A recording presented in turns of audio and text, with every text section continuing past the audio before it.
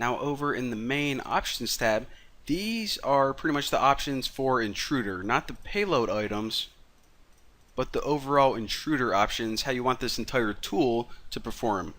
Now these first two you usually want to leave as checked. This update content length header, what this does is if your payloads have various links, then what you can do is, for example, and they usually do, you want to leave this checked because if you keep the same length in all your requests and your payloads actually have different lengths, then it's first of all going to cause performance issues, and B, you're going to have a lot of problems communicating with your server because it's going to say, okay, what the heck are you even trying to tell me here? So you usually want to leave that checked.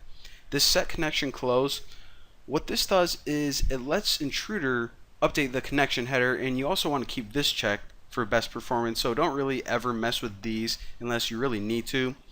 The request engine, this is just the same as the splitter in the scanner. How many threads do you want to use? You should wait a little bit of time so you don't bog down the server and it doesn't crash before we find anything good. And if you want to throttle it, start time, all that stuff, self-explanatory.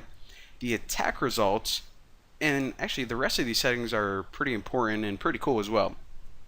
The attack results are just what information do you want to log from each attempt. So whenever we started our attempt and it showed us all that information from each one, this is where you can say, okay, this is what I want you to log, this is what I want you to show me and keep track of.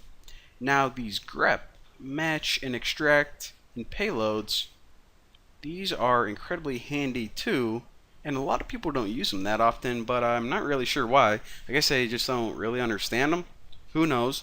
But this grep match, if you ever want to check for a specific expression in your response, so let's say for example that you're trying to perform some kind of SQL injection.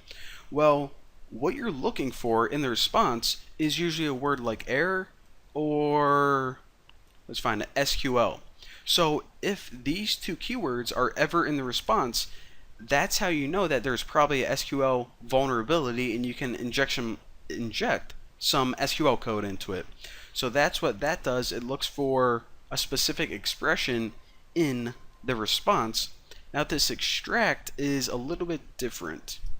So what this does is if you ever want to extract a bit of data from the response, then you can pull it out using regular expressions. And regular expressions are kind of beyond the scope of this lesson, but if you know them, then you can use this tool. So say for example that you wanted to crawl a website, and I don't know, let's say it was like a movie website. So on each page you gave the ID of that movie, and let's say there were 1,000, and you went movie ID equals 1, it was like Avatar. Movie ID equals 2, it was like I don't know, Good Will Hunting. Movie ID equals 3 is another movie. So what you could do is for your payloads, you can just cycle through a list of ID numbers, and then whenever you wanted to extract the data, you can extract wherever the title was. And a big tractor is driving through my house right now, but that's what it means for each response. You could put out something like the page title and it would be like the movie name. So that's what that does. Now grep payloads, if you ever want to check if your response, in other words what you get back from the server, matches what you passed into it, in other words your payload, then you can do that here. Now why would you want to check that whatever you threw into the server comes back out? Well, say that you were testing for cross-site scripting. This means that you can test that whenever you pass in some kind of word, if the server spits it back out to you, then you probably have a cross-site scripting vulnerability. So again, that's what grep payloads does. And redirections, this is how pretty much you want your intruder to behave whenever the server tries to redirect you. And we actually already saw that. Whenever we logged into this website, this is login.php.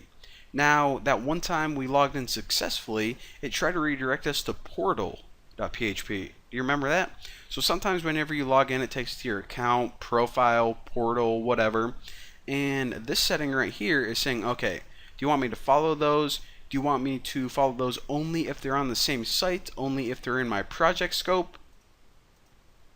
And that's pretty much how you do that. So I'm just going to leave never for right now. And that is the basics of all the settings: target, positions, payload, options. So now not only do we know how to use Intruder, what it is, but we also know how to configure it to get the best performance and power out of it as possible.